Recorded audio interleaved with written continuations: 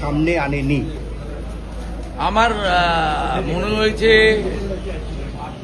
যে শহীদ পরিবারের প্রতি তার উদাসীনতা, উন্নাসিকতা, নইলে কেউ এরকম অপরাধ করে 25 লক্ষ টাকা কমিশন দেওয়ার পরে তাদেরকে 2 লক্ষ টাকা দিয়েছে, 5 লক্ষ টাকা আহতদের দেওয়ার কথা বলেছে, 15,000 টাকা দিয়েছে। আপনি ভাবতে পারেন, যার উপরে দাঁড়িয়ে বাৎসরিক ডিম্বাদ উৎসবে পরিণত করেছে, সেই যারা আত্মবলিদান দিলেন তাদের প্রতি এই অবিচার, তাও একটা কমিশনের রেকমেন্ডেশন, এটা ছাড়া আপনি কি বলবেন? তো অপরাধ। দ্বিতীয়ত হচ্ছে, সুশান্ত চ্যাটার্জি নিজে বলছেন তার রিপোর্টে যে কোনো তথ্য আমাকে দেওয়া হয়নি রাইটার্স থেকে। আমি যদি মুখ্যমন্ত্রী হয়ে বিগত সরকারের সব তথ্যের কাস্টোডিয়ান, আমি যে কেউ আরটিআইয়ের মধ্যে দিয়ে চাইলে পেতে পারে, আমরা মনে করলে প্রকাশ করতে পারি, কোনো হাইকোর্ট সুপ্রিম কোর্ট যদি তদন্ত করে রিপোর্ট চায় আমি দিতে বাধ্য, যদি খুঁজে না পাওয়া যায় তৎকালীন যে দায়িত্বে ছিল তার বিরুদ্ধে এফআইআর করতে আমি বাধ্য।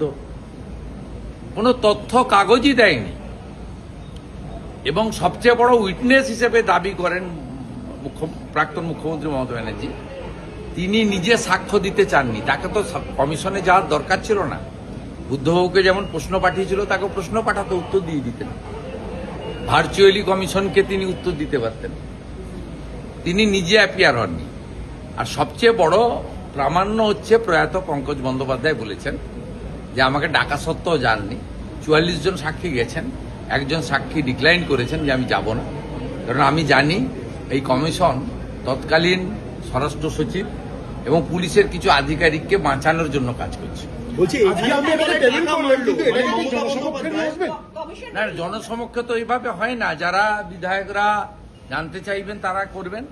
আর উনার যে রেকমেন্ডেশন পার্টটা রয়েছে সেটা আমি মিডিয়া গ্রুপে এবং সোশ্যাল মিডিয়াতে দিয়ে দিচ্ছি। ওনার যে রেকমেন্ডেশন পার্টটা রয়েছে, এত বড় তো আর দেওয়া সম্ভব। আরেকটা গুরুত্বপূর্ণ, আপনি এফআইআর এর কথা বলেছেন, যারা পীড়িত এবং আহত তারা যদি কমিশনের সুপারিশ মতো ক্ষতিপূরণও চায় আর নতুন করে এফআইআর করতে চায়, বর্তমান সরকার তাদের ওয়েলকাম করছে। মমতা বন্দ্যোপাধ্যায় এখানে টাকা মারলো, এটা তো নরেন্দ্র মোদীজি করে দেখিয়েছেন। 84 সালে 6 দাঙ্গার বিচার তো উনি এসে দিয়েছেন 2014-তে। এটা তো নীতিশ কুমারজি করে দেখিয়েছেন। 96 সালে ভাগলপুর দাঙ্গা তো নীতিশ কুমারজি মুখ্যমন্ত্রী হওয়ার পরে দোষীরা সাজা পেয়েছে। তার মানে কি 20-তে 21-এর স্মরণ হলো আজকে?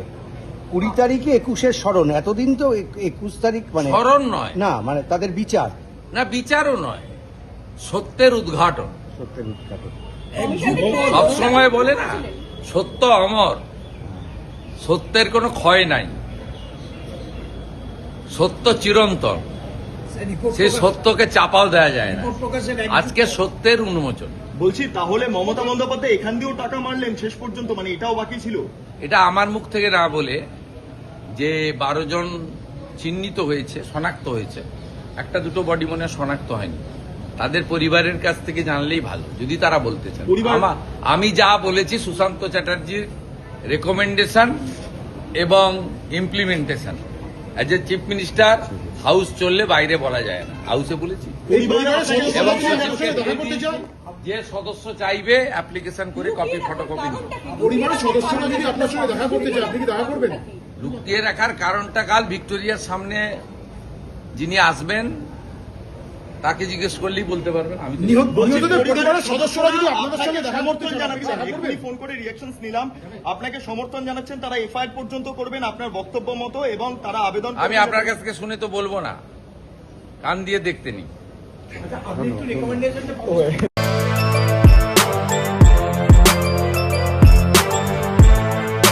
এখন অনেক বড় শ্রী লেদার্স হাওড়া ময়দান।